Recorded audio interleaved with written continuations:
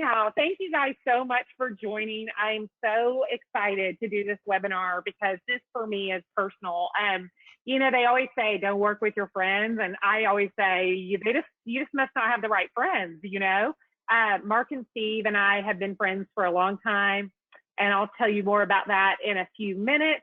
But first of all, I just want to thank you so much for being here.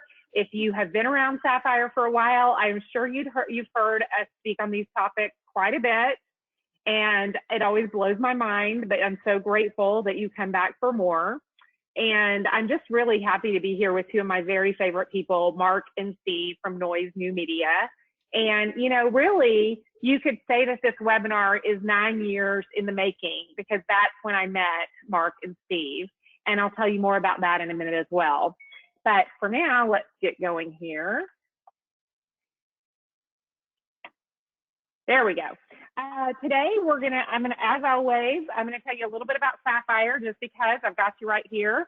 Talk to you a little bit about how to increase your revenue and just sort of my view on that, my personal view on that. And then why are we doing this partnership with Noise? I mean, that's just I feel so excited about it. But anyway, we'll definitely want to talk about that. Noise will tell you a little bit about what they do and what they don't do, and especially within this partnership, what they do and don't do. And then we're just going to tell you how it's worked so far. We actually debuted this last year, and they're going to talk to you about that. So as I'm sure most of you know, Sapphire is the world's only ticketing and website platform.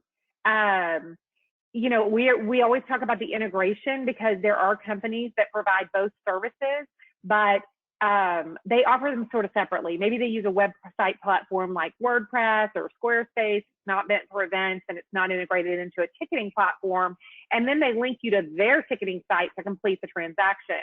And, you know, we sort of hate that for many reasons. I'll tell you more about that. But basically, we are built from the ground up to be fully integrated, our ticketing with our websites for venues and events and so forth. Here is a website that we do, and we actually share a lot of what clients with Noise. So, you know, we know them well, and that's why we feel so confident recommending this partnership. We work with them with Big E. They're the third biggest fair in the United States. And like I said, Noise works with them as well. We also work with Indiana State Fair. There we go. And Noise works with them as well. And then another one that we work with, and I just want to show you this just to kind of show you about the ticketing. There's a little delay, sorry you guys. This is one called the Black Hills Stock Show and Rodeo. And basically this is what it looks like when you come to their site. I just kind of want to show you a little bit about the ticketing. Basically, if you choose to buy a ticket, you stay on their exact same website. This is what their ticket page. The minute you're wanting to pull out your wallet, you actually stay on the same look and feel. Like if you click buy an all-day ticket, you stay on the same look and feel all the way through the checkout. And that is really important to us because it increases sales. Basically, this is how we increase sales by 30 to 50% when people switch. Also, Blast Pass is another thing that I love to talk about. We added it last year, or I guess about a little more than a year ago. And we basically, that allows people to come through with a wristband or a card. It can be on a lanyard for a VIP. And the advantages of this, and again, this is another way to increase revenue. It's easy to deploy. It's also fully integrated. Probably the most competitive advantage we have over other cashless is it can run completely offline. There is no internet connection needed. Customers can refill at any time. We have kiosks. We brought these last year to a trade show in December, and it was a lot of fun showing that off. We can also, you can sell these online packaged with event admission, concert tickets, etc. And, you know, we love packages and we love selling online at Sapphire. So all these things are good. And then we can also increase sales by allowing people to spend fake money. What is fake money? If you haven't heard me talk about fake money. So here's what I like to say. Basically, when you look at how people spend money, cash is the hardest to pull out of your wallet. You think about yourself. Credit cards make it easier, but you still know that you're going to have to spend the money. I mean, you've got enough experience with credit cards to know. So many events have moved to tokens or tickets, And they're, tokens are not quite as good because they're heavy and they can get kind of disgusting. Tickets also are better. They are a little lighter weight, but they're still like you really are showing how many you've got left and you're watching it dwindle. Whereas on a wristband, you literally can spend it and don't even notice it, which is kind of what we love. So anyway, that's what I'm talking about when I talk to fake money. To me, the more the fake money customers can spend, if you're only doing cash right now, add credit cards. If you're doing credit cards, consider, obviously we like for you to consider going all the way cashless, but at least go to something that feels more sort of fake to customers. So I've talked about this for a long time. I don't want to sound like grandma here, but I've been building websites since 1995. And my sales manager at my first company that I worked for doing websites used to say, find them, get them, keep them. And I thought about this, and I think it's still relevant. The first thing we want to do is we want to find people. And this is the first key it's sort of, if you think of the sales funnel, is finding people, getting as many people to your website as possible.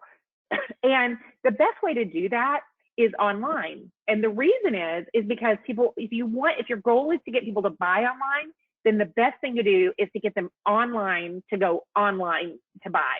So email is an example of that. They're on their computer and then they click a button. They're on social, they click a button. They're on Google, they click a button.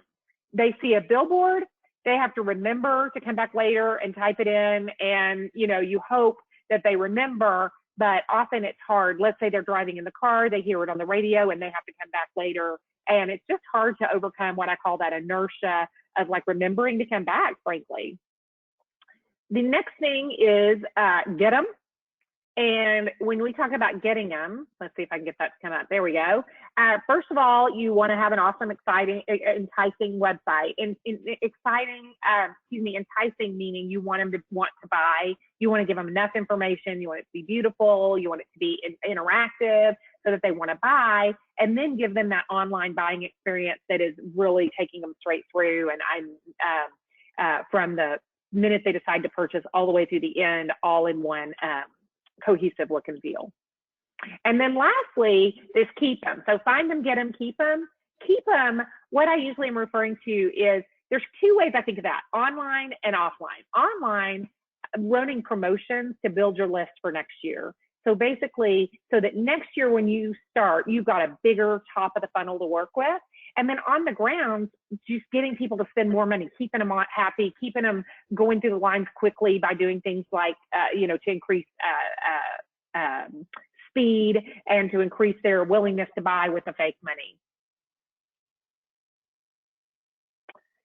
So today, we are going to concentrate on the part of the revenue that we want to talk about is increasing your funnel. And this is what Noise does like none other. And the other thing that I think they do, the other thing I think they do so well, they have it down to a science, is keeping them through online promotions, building your list. And that is so important. And I think a lot of people don't talk about it because it's not that instant gratification. Yeah, it's instant if you do it early and you get the benefit this year. But what you're really trying to do is also build your customer base so that you know about them year after year and you can continue to grow. So that brings me to Noise New Media. So basically, I met these guys 9 years ago. We were in Red Lodge, Montana at a conference for rodeo managers. And I remember very distinctly sitting in the lobby, and I was so happy to meet cool people in the space that had complementary technology and also kind of saw things the way we did with regard to how we could increase customers' revenue online. And trust me when I say that in 2011 and well before that, there were a lot of yahoos in this space. And to meet people that were not yahoos, I was very, very excited. So anyway, the only issue was that jury's still out on Steve. This is Mark, and the jury's still out on whether Steve's the yahoo or not. I mean, exactly. But I felt, at least my first impression was that these guys were not yahoos. TBD 9 years later. Anyway, so the issue was our biggest clients could afford to use Noise. They did this very custom solution. They did it at events, and they'll tell you more about this, like Rodeo Houston and San Antonio, and ones like that. They come in and do turnkey marketing on site for days, manage so many parts of the online strategy. And what I was really interested in was, what can you do to increase ticket sales, right? As a ticketing company. And turns out they do a lot to increase ticketing sales. So basically our idea was, what if we partnered with Noise and their goal was just to increase revenues, and we let our events and clients continue to market things like on the ground, things that kind of speak the heart and soul of the event. What if instead of charging a fee that most of our clients couldn't afford anyway, what if we charge customers just by what they sold, plus of course the costly ads that they're hopefully already doing? Well, my hope was that we could bring these targeted services to a broader audience. And so last year at Tennessee Valley Fair, we debuted with Mark and Steve. They'll tell you how it went, but we kind of came up with the things that they do that they feel like increase ticket sales the most, packaged those, gave them to Tennessee Valley Fair. I'm dying for you to hear how it goes. And I think from that, I would just say I'm going to turn it over to Mark and Steve, because they know a lot more than I do about all this. And I'm just so happy that they're here. So, okay, yahoos, get on the line. Okay, cool. Well, good afternoon, everybody. So we wanted to start our talk just by talking about letting our client list kind of speak for itself a little bit. We are so proud to have such a great foothold in this industry, and have for the last 12 years. And on this page, as Chen mentioned before, there's quite a few mutual clients that we have learned a lot together about each other and about the industry by working together with Sapphire, quite a few of these projects. But the interesting thing here, as I look at this list, is we serve these clients in a different kind of way in most cases than what we are, kind of the direction that we're kind of moving in these days as an agency overall. And we're very excited about that. So in the past, we've kind of taken an all-encompassing approach to our service set. We've done things like develop entire social media content calendars, do all aspects of art design and graphics and things, video production, and all different types of things for these clients throughout the years, which has allowed us to grow in certain ways. But we decided more recently to what we're going to talk about today is to try and kind of dial in a little bit on the services that we provide that matter the most and are the most measurable. Oop, I went one too far. There we go. So, oh, why don't we go there? We are. Okay, cool. Yeah, but basically we've been doing this for about 12 years, and if you added up all our clients and the amount of tickets that we cumulatively market each year, it's about 8.5 million. We've kind of seen everything. We're very fortunate to have touched some of the largest events in North America, in fact the world, and also some of the smaller ones that are just as rewarding, to be honest. I think Angela's on here from Tri-State Fair, which we love, and we've been working with her for years. And so we're very fortunate to be able to sell tickets for these guys. And as Steve said, we've kind of, for the purpose of today and our partnership with Sapphire, have worked out what are the things that really matter. When we were talking about over the last 12 years of the stuff we've done, we used to think that coming up, it just started with me and Steve. Now we have a staff and everything, but when we first started, we started in his basement, ironically, and we used to think we had to sort of dress things up a little bit. So we used to have larger kind of brand positioning statements and mission statements, and when someone asks us what we did, we'd use a lot of words like optimize and kind of buzzwords like that. But it wasn't until about a year ago that we really stopped and thought about it. And if someone said, what do you guys really do? And this is what we came up with. So yeah, so this is like the boil down. And I went to go see a guy named Tony Robbins last year for a 5-day intensive business conference. And basically the idea was, what do you guys do that actually makes a difference in this industry? And boil it down to that. And then we just get people off of.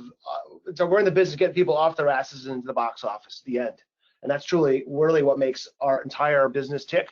And then the likes and the follows and the other metrics that everybody else sees when they think about social media or digital advertising are quite secondary to this very statement. So just wanted to share that with you guys, just appreciate where we're coming from and what the future kind of looks like for us. Totally, and that's the basis really of this relationship and this new model that we've opened up. So instead of doing a retainer type situation where we're paid monthly, we're diving into a per ticket thing, which we'll get into in a sec. But let's talk about the Tennessee Valley Fair, who are a great group of guys that we worked with last year in Sapphire, and some of the stuff that we did for them. So what initially, when we chatted with the gang, they hadn't done a lot of social media advertising in the past. They knew the need to do it, but they hadn't had the resources to really dedicate the budget to someone that they trusted, and also to really dive into it. So that's where we came along. So we basically took over the entire strategy as far as online sales go. We did Facebook ads, Insta Story, Twitter, a whole bunch of different stuff. There again, focusing specifically on ticket sales. They already had a great pricing structure, which incentivized people to purchase in advance, which we can get into a little bit later. But that's pretty imperative. If you're expecting someone to buy a ticket in advance, it can't be the same price as it is on the day of the show, or cheaper in some cases that we've even seen. That's kind of goes against the grain. So we're trying to bank as much money for our clients in advance as humanly possible. So we did all sorts of Facebook ads and social stuff.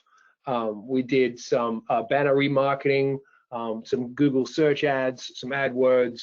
I think we did some geo-targeting stuff as well. Basically took over the entire creative process as well.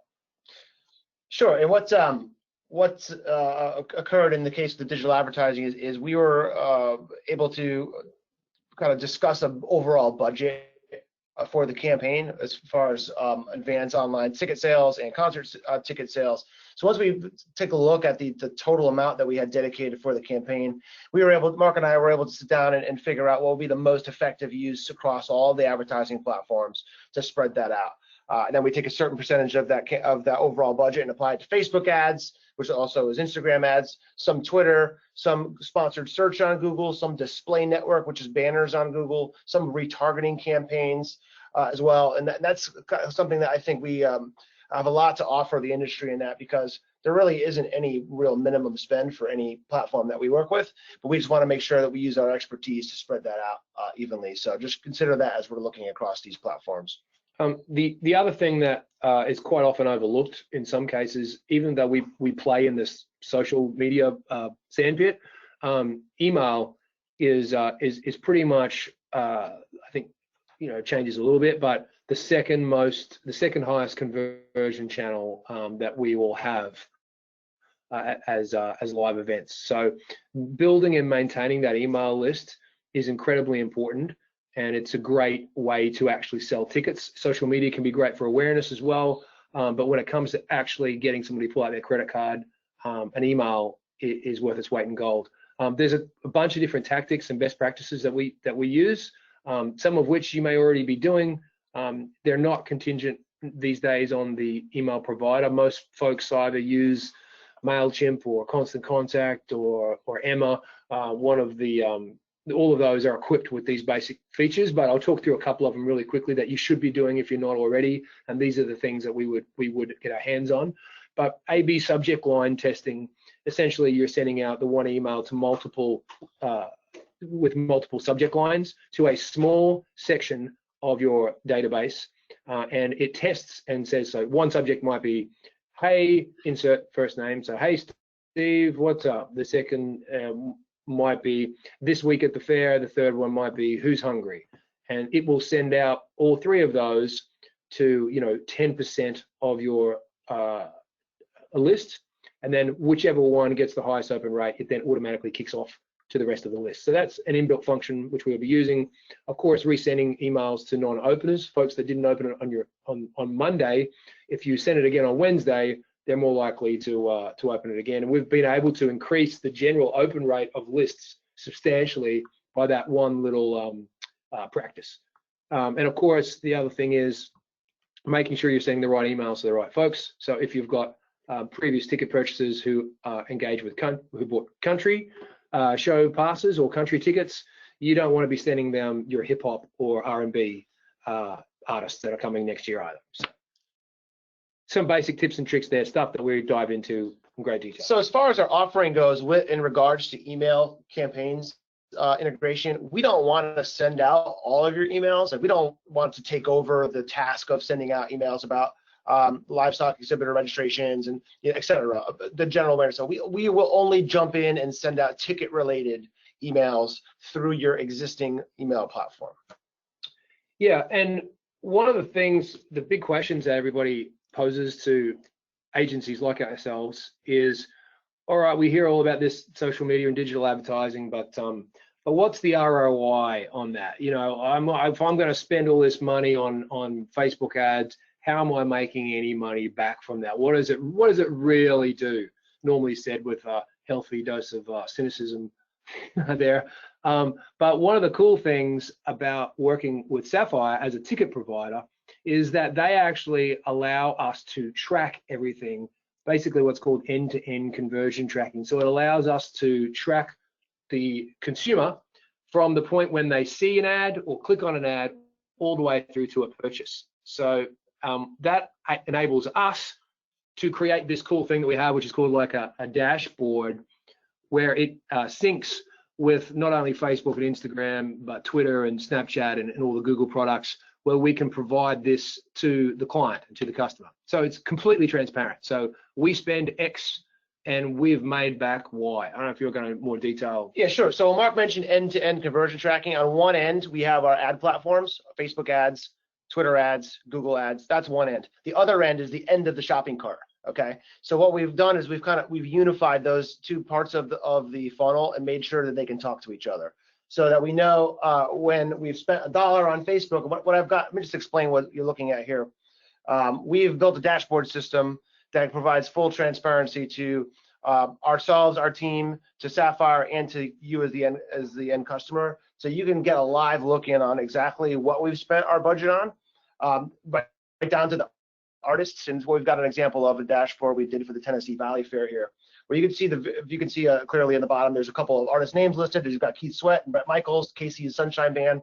And we also could see the amount of cash that we spent through Facebook ads, and also the amount of return. So the amount of revenue that was captured by folks that saw those ads within 24 hours and bought a ticket, or clicked on an ad within 28 days and completed a purchase within those 28 days.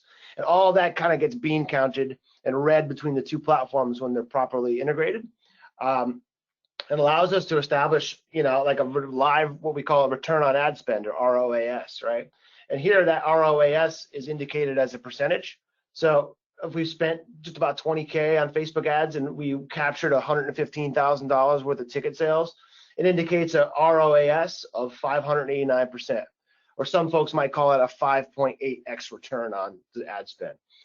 So we're pretty proud of this, and since the reason that the dashboard is live and up to date is it matters to all of us in this arrangement.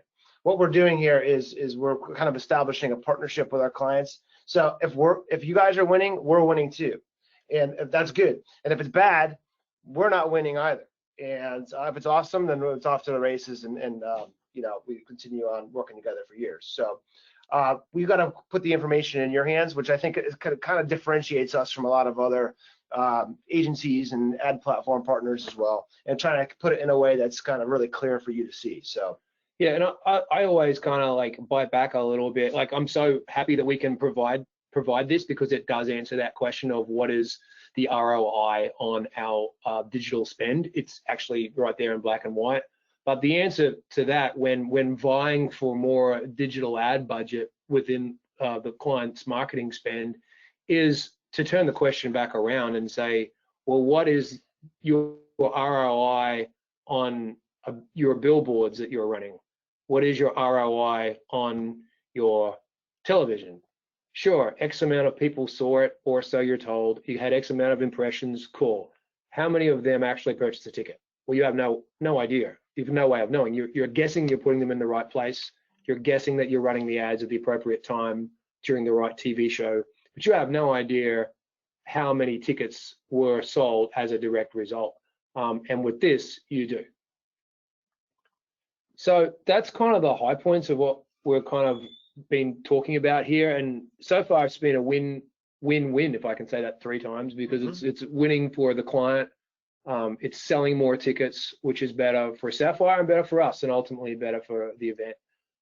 So to recap some of the things that we're offering as part of this partnership, we'll get in and help you craft a budget, work out what that should be. And as I think we might have mentioned, if not, generally speaking, that is about 40% of your overall marketing spend, is what you should be spending. If you're a live event with any kind of entertainment, you should be spending at least 40% of your overall marketing spend on digital.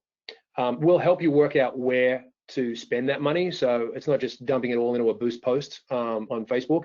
It's finding the right mix of Instagram stories, Facebook, Snapchat, Twitter, and the like, not to mention the Google search products. And banner remarketing, etc. And also maybe serving 2 objectives. Maybe there's a dedicated budget to promote advanced general admission tickets at a discount maybe, which we highly suggest, and then a separate budget for concert promotion. Sure. Which a lot of times we work within those 2 silos. And then of course we're going to create all the ad assets. We're going to target the right folks. We're going to find who those people are. And there's a bunch of different, I mean, I won't bore you with all the details of targeting, but it's pretty ridiculous these days how we can drill down and find the exact person that we think is going to like, or that we know is going to like a particular performer, somebody who's been to a website, who has a brother who's been to the website. I mean, it's kind of pretty ridiculous how you can find folks. And then we're going to run and optimize those campaigns. And then, as we said, ultimately report on how well they're doing, because in this new model for us, if it doesn't go well, we don't make any money. So we want it to go well for everybody involved. There's a couple of things that Kendra touched on that we will and won't do in this new model. So it's probably a good idea to determine if folks that are here are going to be good partners, because that's truly what this is. It's partnering with the event, and that, I guess, can be determined by a few things. The first one is, does your ticketing provider allow end-to-end conversion tracking and support that? And the answer with Sapphire is 100%. Their tracking capabilities are second to none. We work with every ticket provider under the sun, pretty much, all the big ones and a bunch of randos you've never heard of, and Sapphire has this on lock. So it's a great opportunity there. Are your prices for your tickets structured in such a way that they do naturally incentivize folks? So point being, they can't be cheaper on the day, or even the same price on the day of the show or on the day of the fair as they are in advance. Otherwise, why would one purchase in advance? It doesn't make any sense. And what you get into there, if you're not careful, is you then become 100% beholden to the weather. I mean, we all are to some degree in this live event space, of course, but we call bagging the money in advance essentially rain insurance. I'm sure you're all familiar with the term. And so that's our goal, is to bank as much money as humanly possible in advance. And if the ticket prices aren't structured that way, then maybe this program is not a good fit for you. We touched on it before that we want to be able to utilize the email list, and part of that would be growing it as well, because it's a great conversion channel. And we want to make sure that you're also, really serious about this and are spending the kind of money online that you should be. If you're only spending a few $100, that's one thing, but maybe we're not the right guys, or maybe you've been waiting for the right guys, as was the case with the Tennessee Valley, who I hope they don't mind me saying that prior to us coming along with Sapphire, they had only spent I think it was maybe like $1,000 or something like that, maybe even under $1,000 on digital marketing and social. And then when they realized they had the resources of our office and all our team and working closely with Sapphire, they went and found some money. Right. Now, I say found, nobody finds money in our business, of course. It's not like it's sitting under the couch the whole time. You have to go and just borrow from Peter to pay Paul. So you're moving things around. And clearly they moved it from one of the more traditional elements, whether it was a combination of print or outdoor or TV and radio. And if you're not thinking like that, then that's the mindset is to commit to selling online tickets, right? And that is where the shift in the budget it really begins.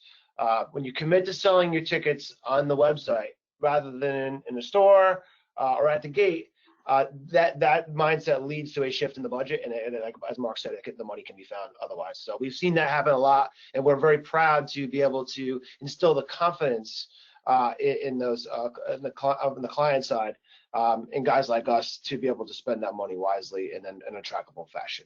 Totally. And the thing about spending it too is, like, I think everybody kind of knows they should be doing that. Like, we haven't been had our head in the sand for all these years. We know that that's the trend and that's where people are hanging out and the best place to reach them.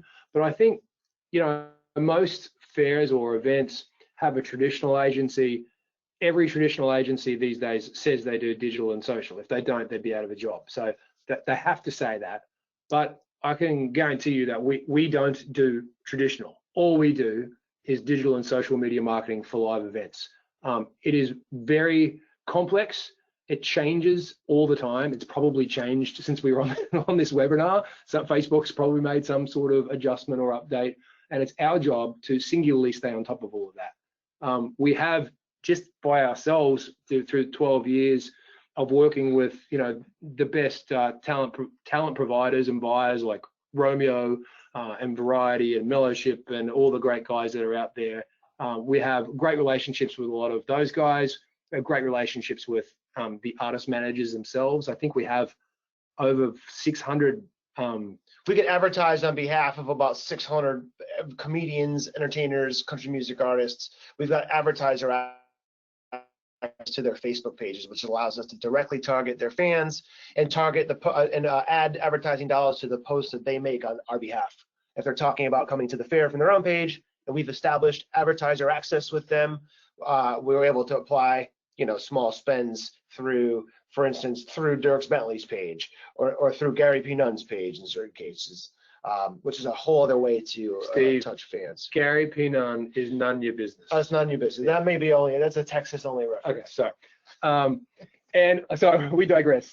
Lastly, if we're gonna work together, we want to make sure you're cool and that you like us. So that's Kendra's way of saying Yahoos, I guess, because I think we all know life's too short, and we just want to work with great folks who understand what we do, who get it, and we want to have wins, and just we want to do better as a business. We want our clients to do better, and we want to sell more tickets. So here endeth our spiel, but we want questions. We want to hear from you guys, and I'm going to kick it back over to Cassie.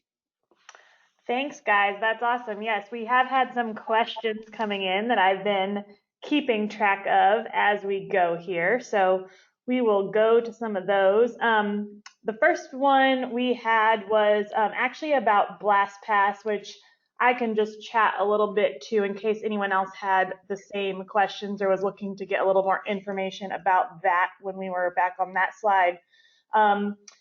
The question was, with BlastPass, what happens if people preload funds and don't spend them? Are refunds a big pain? The answer to that question is you kind of get to decide how you want to handle refunds. Honestly, most of our clients choose to not offer refunds with BlastPass because if they buy tokens or whatever, then that's how it was in the past if they had tokens or tickets. And you don't get necessarily a refund on those, so you don't get a refund on your BlastPass. If you do want to offer a refund, which in fact I think we have a few people on the call who are actually BlastPass users last year, so they know this as well, but if you do want to offer a refund, you can set up a certain time where they get a refund until, you say, okay, if you want a refund, you have to tell us you want a refund by 2 p.m. on Sunday to get your refund. Otherwise, past that, it's over, and then you lose the money. And honestly, you'll not have as many people come back for their $1 or $2 as you might think they might, you know. So that's where the breakage comes in. And I think Kendra talked a little bit about that, you know, and how easy it is for people to quote unquote spend money that's not cash. So we do see quite an uptick in, you know, concession, ride, alcohol revenue, whatever you're using BlastPass for, that comes from the breakage there that you get to keep on BlastPass that is not, you know, issued as a refund. So you get the choice there. So that's the answer to the BlastPass question that was asked. Then we had a question. So I guess this is kind of for anyone, Mark, Steve, or Kendra. Or someone just asked, how much does this service cost? Do you guys want to talk to that a little? Absolutely, yeah. So there's a couple of ways of doing it. Firstly, I think it basically involves a secondary conversation with the actual event. The way we're trying to structure it in a perfect world is actually so that it doesn't cost anything to the client. In fact, that it's a per ticket fee that is added to the consumer when they purchase the ticket. So it actually wouldn't cost the client anything, but it would just be another fee that would be buried in the ticketing fee that the customer pays. There again, it kind of varies per client. We need to just dive into some of the math. As handsome and charming as Steve is, if you're selling 1 million tickets and we're putting on $1 per ticket fee, that might not go down so well. And similarly, if you're only selling 2,000 tickets and we're putting on $1 per ticket fee, it doesn't make a lot of sense either. So somewhere in the middle of that. If you guys get $1 a ticket on 1 million tickets, let me know when our trip to Tahiti's coming up. Yeah. I'll be in on that, and maybe we can all go on the whole webinar. That'd be great. Okay. That's another question from Mark and Steve. What types of ads provide the best ROI? Yeah, it's always. I mean, these days, it's still it's Facebook ads, right? And that Facebook ad also encompasses Instagram ads and Instagram story ads too.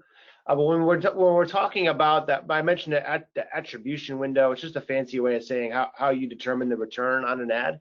So the Facebook ads, we use their default way of tracking, right? Which is seeing the ad within 1 day and completing a purchase, or clicking on an ad and then going back and purchasing that ticket within 28 days. We think that's the most fair way to measure it. There are some other folks in our industry outside of our building here that use a 7-day view, right? Which means if you saw an ad on your Hotmail or in your Facebook feed and you bought a ticket within 7 days, it takes credit for that. We don't really care for that. I don't think it's really fair. But when we use that, the default version of that, Facebook still is the best. I actually saw a thing from a poll the other day and said that most businesses still spend 85% of their digital spends with Facebook, which is crazy. For us, it's not quite that much. We do like to spend on a bunch of various platforms, but you'll see still in 2020, if we're going to work together on an ad plan together, you'll see over 50% of the budget going to Facebook and Instagram. So hopefully that answers your question. Cool. How do you recommend pricing tickets when your market can't handle an increase at the gate? I think they mean, you know, like if your online ticket's a certain price, and then, you know, there might be a fee on the online ticket, so that's like a $9 ticket all of a sudden, and then at the gate you're selling them for $8. Any advice there? I don't know, maybe Kendra might have thoughts on that too. Sorry, can you hear me? We can, yes. Okay, perfect. I always am interested. I would love to talk to this person, whoever's asking the question, because I always feel like that one way you could do it is say, a year in advance, we're going to have a price increase, but get yours now, or in advance, not a year in advance, in advance say, and Cassie, I think we talked about this before, where you say, yep, hey, we're going to have a price increase, but you can beat the system. We're going to have this early bird special, and you can get it for last year's prices. And basically, that does two things. It gets everybody like prepped for next, for when it actually happens. And I know you're saying it can't happen, but I think giving proper warning and also proper incentive, I think doing a price increase, it's kind of like the circus. You know how like if you're buying a ticket to the circus, you're really not that. You could do better because they give away tickets to the circus. It's like if you're paying that new and improved big price, you could do better by buying online, and it also gets people online and it also gives people prior notice. So I don't know, Cassie, what do you think about that? I mean, that seems to have worked with clients in the past. Yes, and I agree with that, and I think I'm glad this person asked this question too, because I think it sort of comes at a good time. You're talking about if we're doing a program like this and there's a fee per ticket that's sold online, you're going to have to charge some online fees to customers, which I think honestly most people are very used to, but it's oftentimes that online fee that then makes your online ticket more expensive than a gate ticket. So either your online ticket has to be a little lower and then the fees absorbed in there, or your gate ticket has to be a little higher to cover that cost, which I tend to lean that direction just because then you're not cutting, the lower, you're not short selling yourself on your online tickets.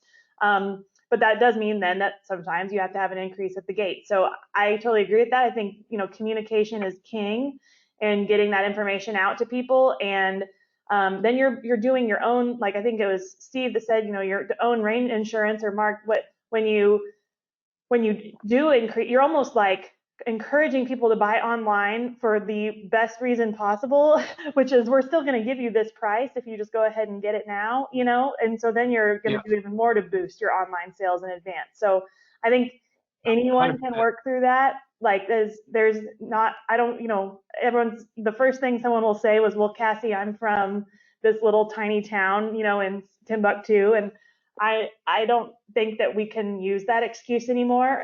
Personally, everyone has the internet. We all, it's around, even if you're not quite as advanced, even if your town's smaller, it's okay. We work with a lot of clients in a lot of small towns and they've managed it. So I know we can help with that too if you need more advice. I feel like, go ahead, Steve. It's Mark, I was just going to say, I echo those thoughts. You really need to train your audience to purchase in advance from you. The best value is available on your website. Yes, and the most authentic place to get tickets is from you.